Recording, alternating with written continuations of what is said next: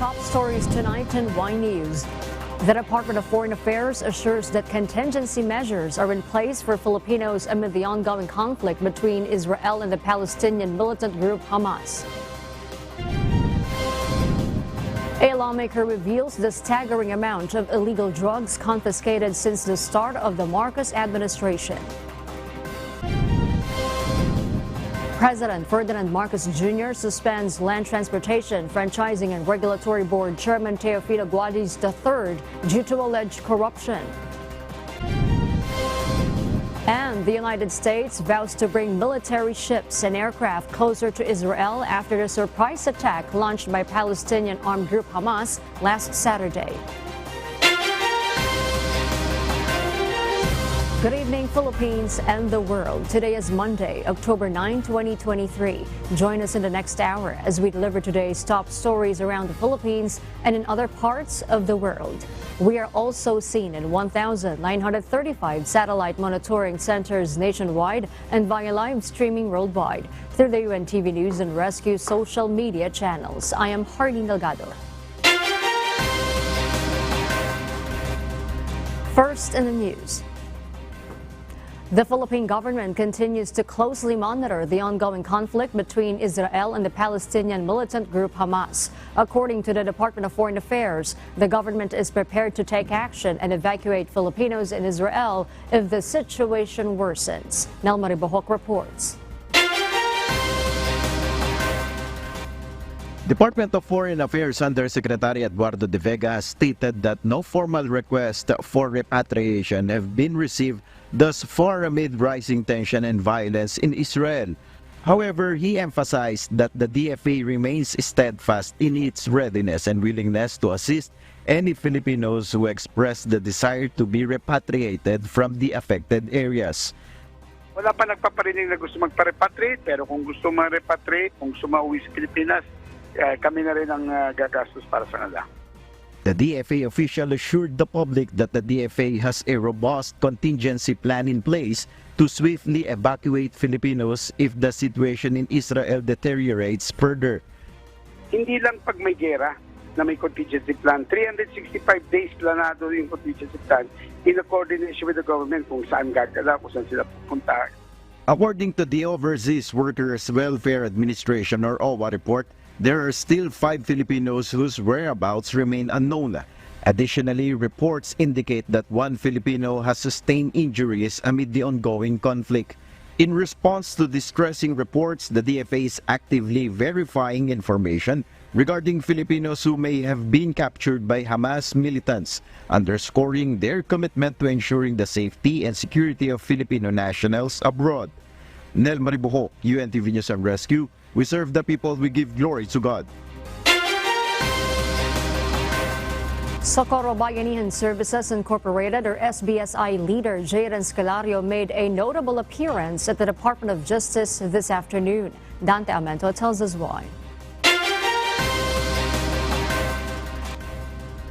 The panel of prosecutors of the Department of Justice or DOJ conducted a clarificatory hearing this afternoon.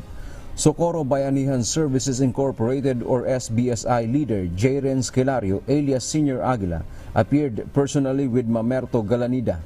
Both are respondents with several complaints such as kidnapping, serious illegal detention, qualified trafficking among others.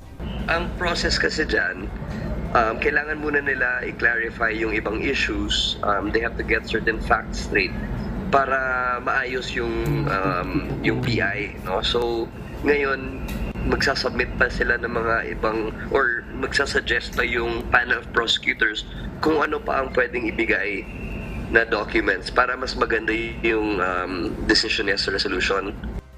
Based on investigation, these alleged violations were reportedly committed against SBSI members, including children. Following the clarificatory hearing, the DOJ announced that the next step in the legal process would be scheduling a preliminary investigation into the matter.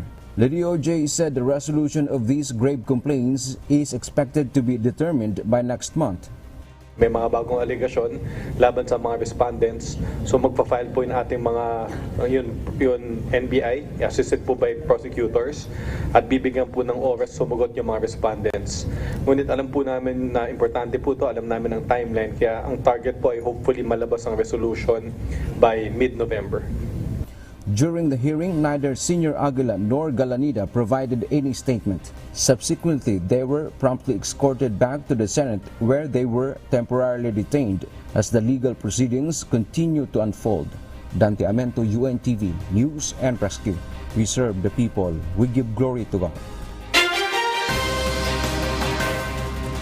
The Philippine National Police, or PNP, has confirmed that a significant portion, approximately 70% of the 357 areas categorized as grave concern and marked under the red category are primarily situated in the Bangsamoro Autonomous Region and Muslim Mindanao. Acting Chief of the Philippine National Police Public Information Office, Police Colonel Jean Fajardo, has outlined plans to enhance security measures for the upcoming Barangay and Sangguniang Kabataan elections. The PNP will deploy additional personnel to these areas to ensure the safety and smooth conduct of the electoral process. Moreover, the PNP has categorized 1,323 barangays under the orange category and 1,231 under the yellow category in terms of security concern levels. 21 days before the election ay talagang mas lalo nating pinalalakas yung ating pag-monitor, particularly na-mention mo nga yung mga communist terrorist group, pati na rin po yung local terrorist group. Inaasahan po natin in the coming days po ay magde-deploy na po tayo ng additional personnel, particularly sa Bangsamoro Autonomous Region as part of our security preparation para po sa election po.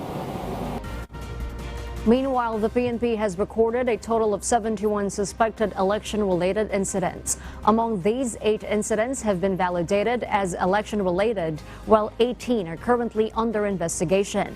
Additionally, 45 incidents have been determined to be non-election-related. Surigao del Norte 2nd District Representative Robert Ace Barbers, chairperson of the House Committee on Dangerous Drugs, says Philippine law enforcement agencies have been able to seize 4.4 tons of shabu and 3 tons of dried marijuana leaves since the start of the Marcos administration.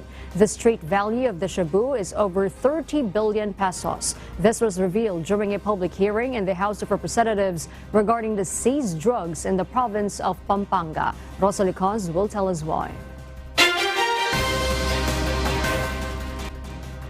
The House Committee on Dangerous Drugs has opened a public hearing on hundreds of kilos of shabu seized by authorities in 2 different anti-illegal drug operations in Pampanga, as well as the seizure of billions of pesos worth of illegal drugs at the Manila International Container Port, or MICP.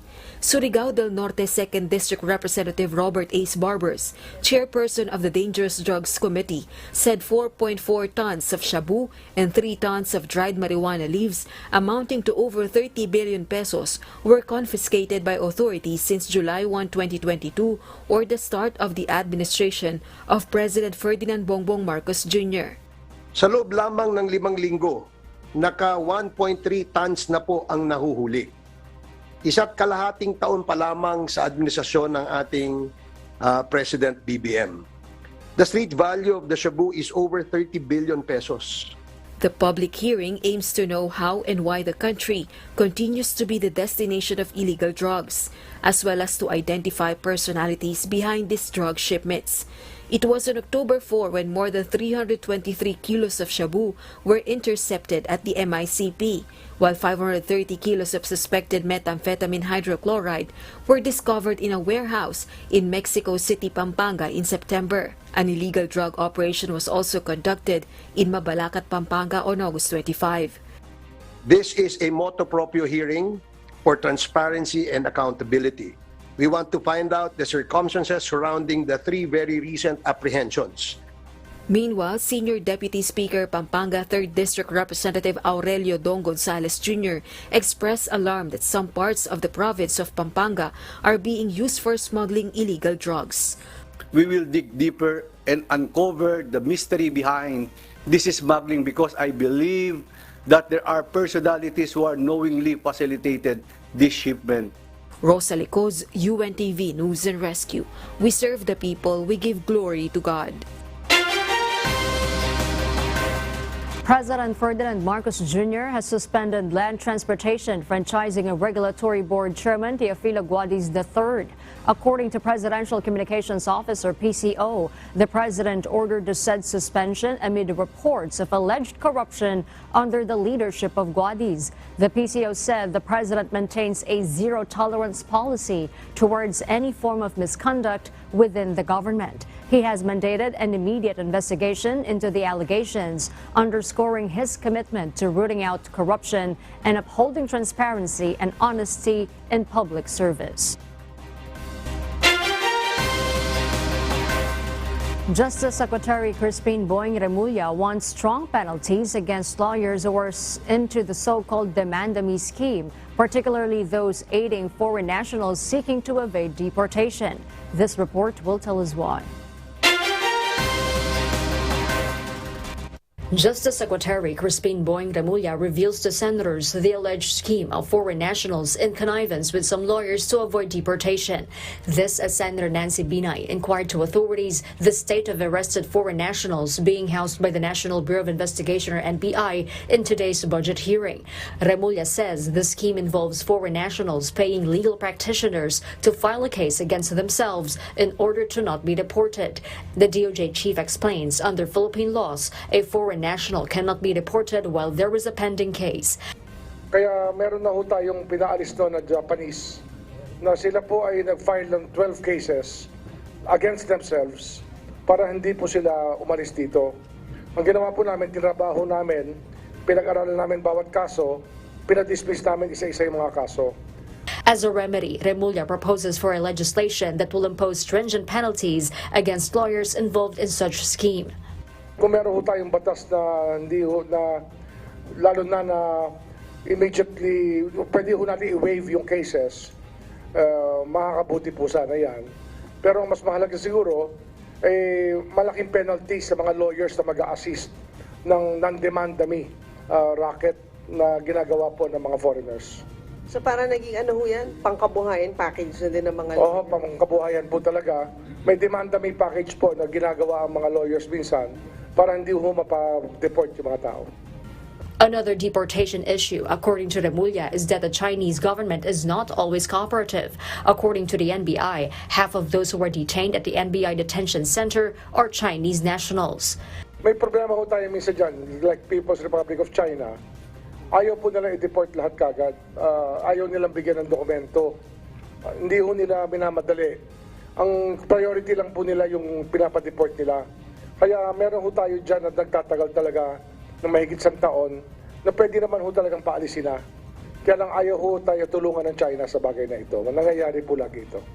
Binay urges authorities to focus on the cases of reported 18 foreign nationals who have been detained at the Bureau of Immigration Center for 5 years now. The subcommittee of the Senate Finance Panel endorsed to the plenary the proposed 34.4 billion peso budget for the Justice Department for next year. Jorlene Delgado, UNTV News and Rescue. We serve the people. We give glory to God. Starting next month and extending through December, the free ride on the EDSA Carousel will be reinstated. This initiative will also include passenger jeepneys with consolidated franchises. The Land Transportation Franchising and Regulatory Board, or LTFRB, has revealed that the 1.3 billion peso fund allocated for the service contracting program will be released this month. Initially implemented in Metro Manila under the service contracting program, this free ride initiative aims to benefit a significant number of commuters, given the high commuter density in the National Capital Region.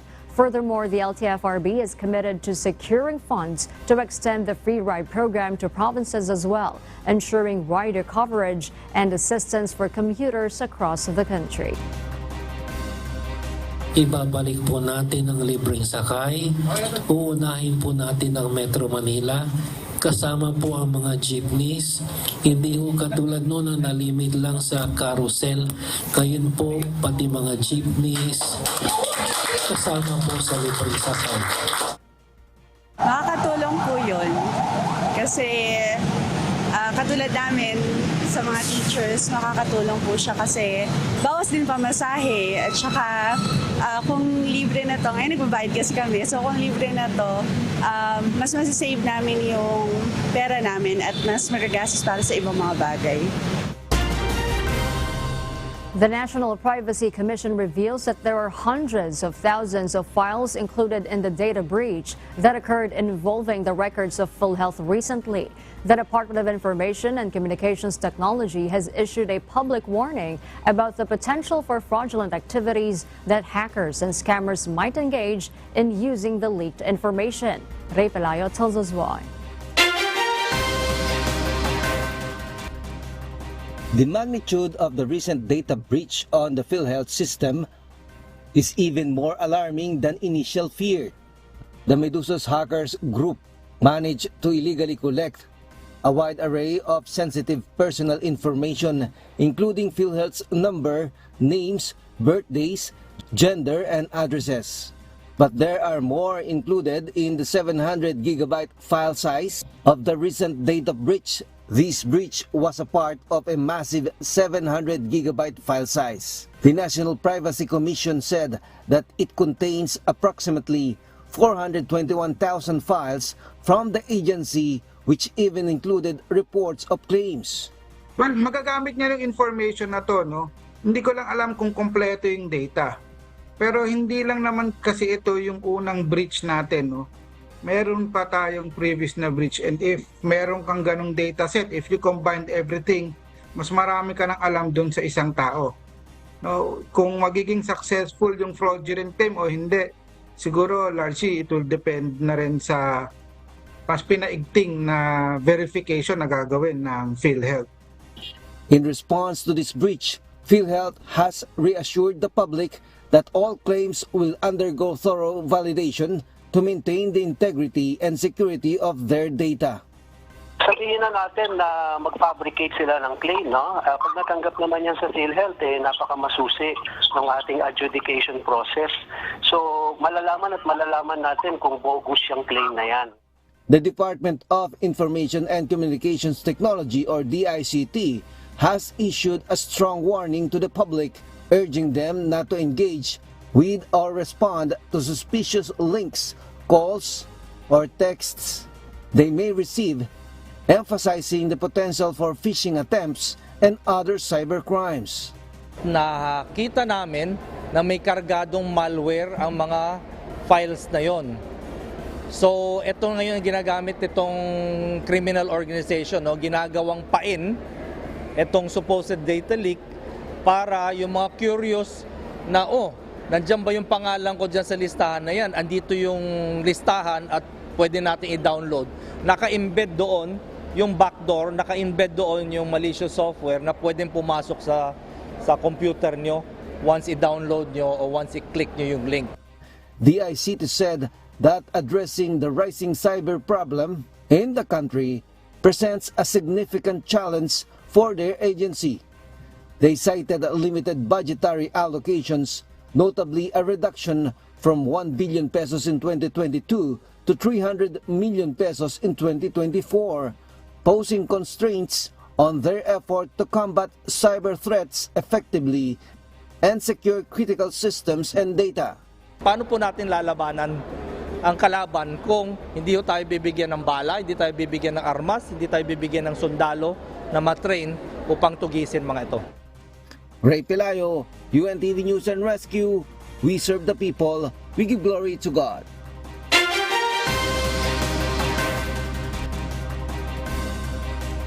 And for the news abroad, as Ukraine proceeds to make progress in taking their nation, they suffer 2 casualties and many more injured after Russian shelling. Let's go back to Cherise Longbowen, who will give us the details live.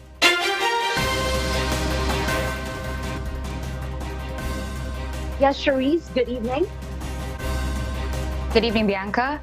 The Russian shelling has left a trail of devastation, claiming lives and causing injuries across various locations within the country. Particularly grievous were the casualties in the northern region and areas near the Russian border. Ukraine, however, has not faltered in the face of adversity.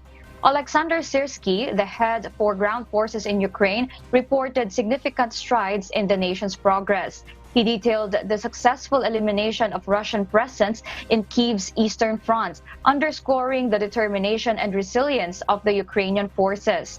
General Sirski affirmed that Ukraine's troops remain resolute in their mission to advance against the enemy, despite Russia's continued efforts to amass reserves. Even as previously occupied areas were abandoned by Russian forces, they are now subjected to relentless shelling, with Russia shifting its occupation to the eastern front of Bakhmut and the northern regions. In a display of resilience and determination, Ukraine is steadily reclaiming their nation, reclaiming smaller clusters of areas and neutralizing enemy equipment, which is often identified as outdated weaponry. However, the formidable numbers of the enemy pose an ongoing challenge in the struggle for sovereignty and peace. Back to you, Bianca. All right, thanks, Therese. We'll share more global stories with you later, but for now, back to you, Harley.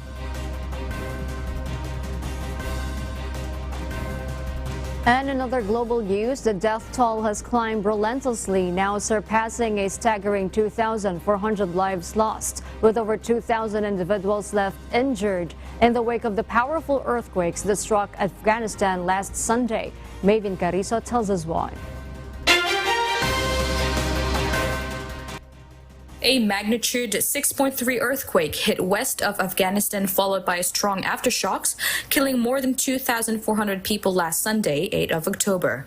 The quake's epicenter was located 40 kilometers northwest of Herat City, as confirmed by the United States Geological Survey. Taliban officials termed this quake as one of the deadliest to hit the nation in 2 decades, leaving devastation in its wake. Approximately 6 villages were destroyed, including the medieval minarets of Herat.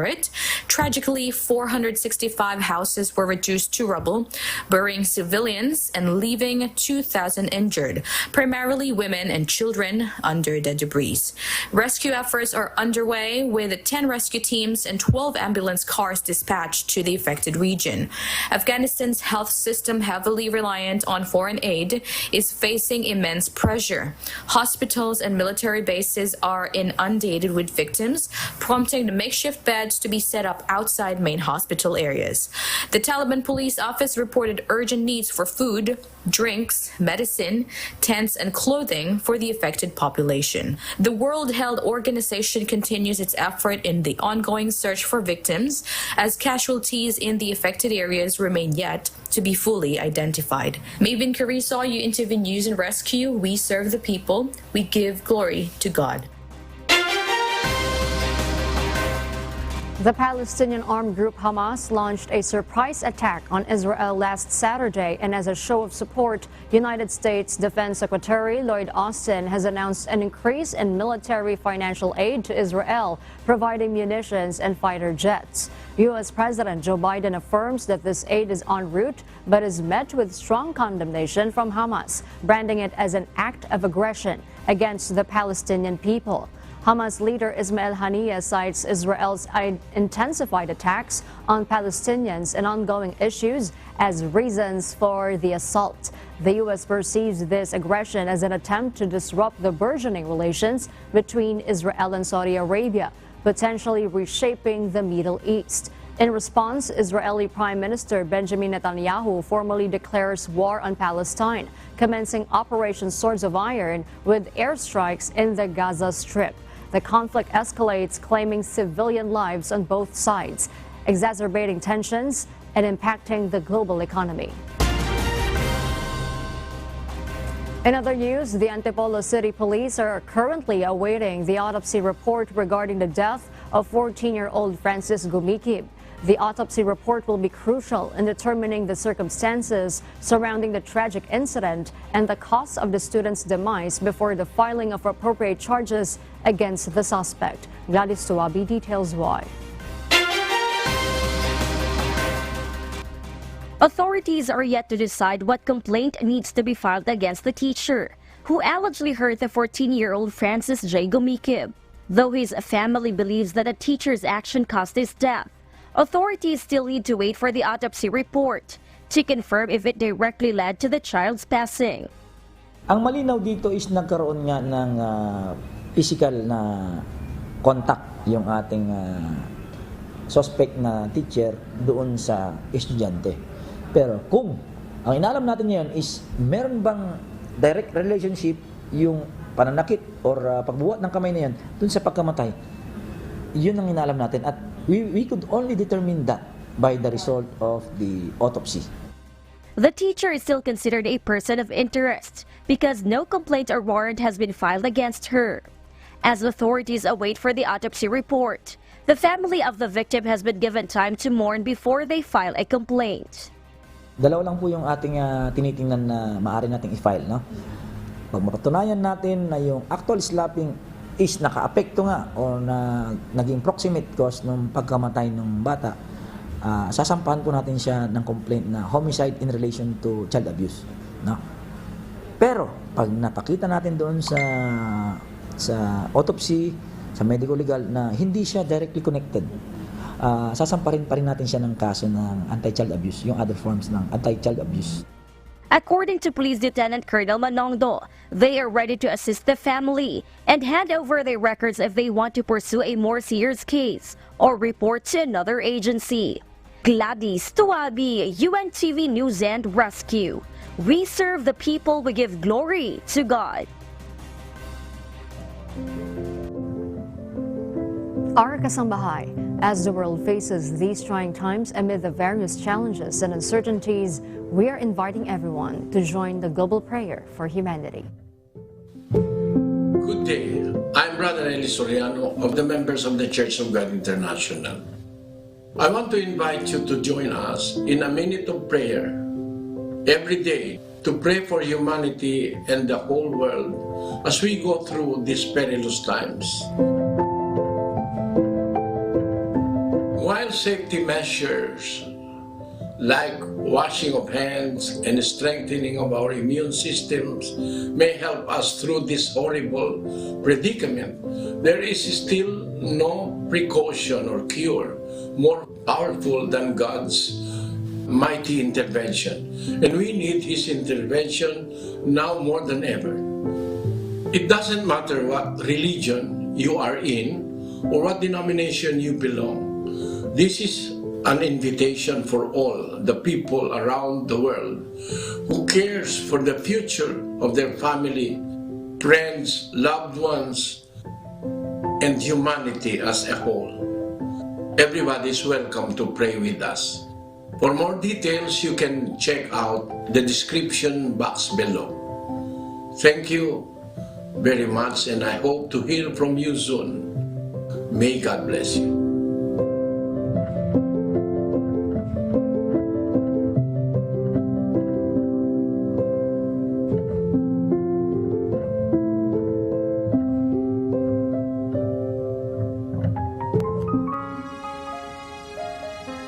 And before we close, we will leave you with a word, giving glory to God.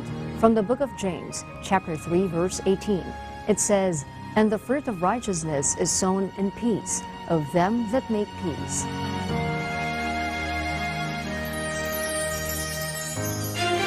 And those are the reasons behind the news, October 9, 2023. Reasons we deliver to you as they unfold, because we need to know. We will always ask why.